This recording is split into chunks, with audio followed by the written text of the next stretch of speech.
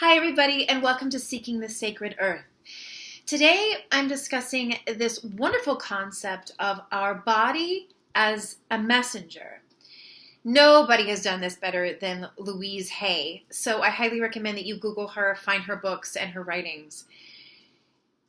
The whole concept is based on the idea that our pain, our disease, and our feelings of well-being are messengers to our consciousness as to what we need to change or embrace in our life.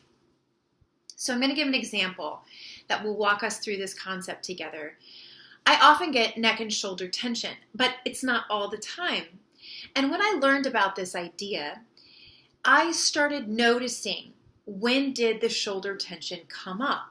And very often it would come up when I was in situations or around people that I felt the need to control. Then I couldn't. And so the shoulder tension would crop up.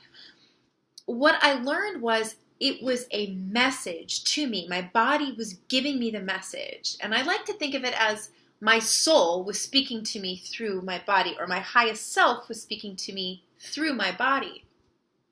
That I needed to let go of trying to control that person or trying to control the outcome of circumstances. And now every time that comes up, that tension creeps in, I know, oh, this is where I need to let go of the reins. I need to step back. Maybe I need to have some space, but I definitely need to let go of trying to control that person or the outcome of the situation. By listening to that tension, I actually have that tension less.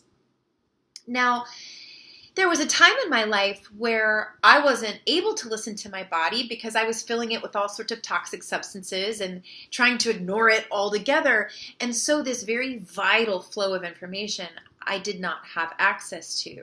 But what I'm finding is the more conscious I am about what I put in my body, the more conscious I am about really moving the body so it's able to let go of toxic energies, the more that this idea really takes hold in my life. It's interesting, I think children are so ahead of the game in so many ways because they have less baggage.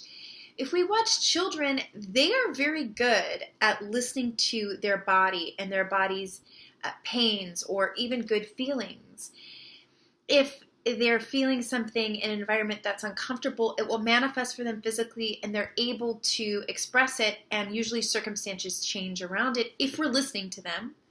And also if they're having good feelings, it becomes a sort of infectious energy that they're feeling warm and expansive, and so they move or they dance or they jump or they want to wrestle with you. And we can see through children that when we are getting those messages from our body of warmth and expansion, that it's meant to be shared. These are very simple ideas, but as our society becomes more complex and technology really becomes such a main line in our collective understanding, we may be going slightly further away from really listening to the body, really listening to the planets, or listening to the sounds around us. Listening to the body also, what we re-engage in, which we kind of lose with this technology, is a reconnection to the five senses. When we're with people on the phone or even working with social media or one-on-one with people, I encourage you guys to begin to listen. When it really will help you be discerning about who you want in your life and who you don't, and what places and circumstances are serving your wellness and those which may be detracting from your wellness.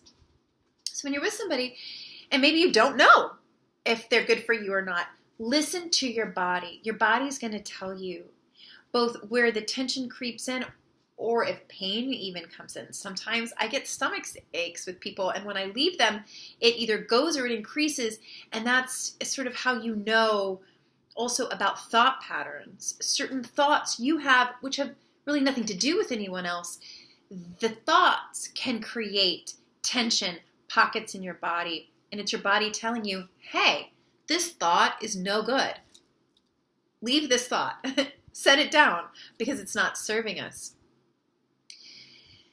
The body, we still don't know so much about it. It is a piece of organic technology that is constantly surprising us as a collective, and we are learning more all the time about how it works, and yet we're often left with a question as to how does this consciousness and this material physicality work with each other?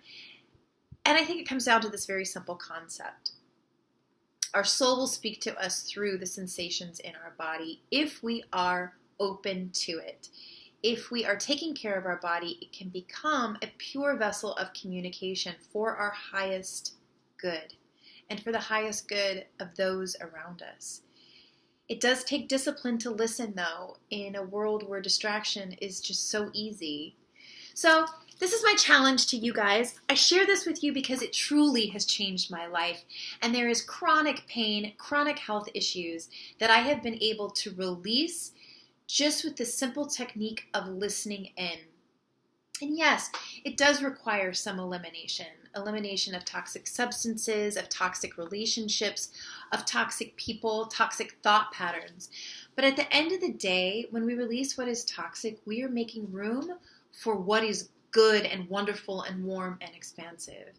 So if this information resonated with you, please share it with others you think it would also resonate with, because this is all about sharing what we know so that we all can be growing together. Namaste, everyone.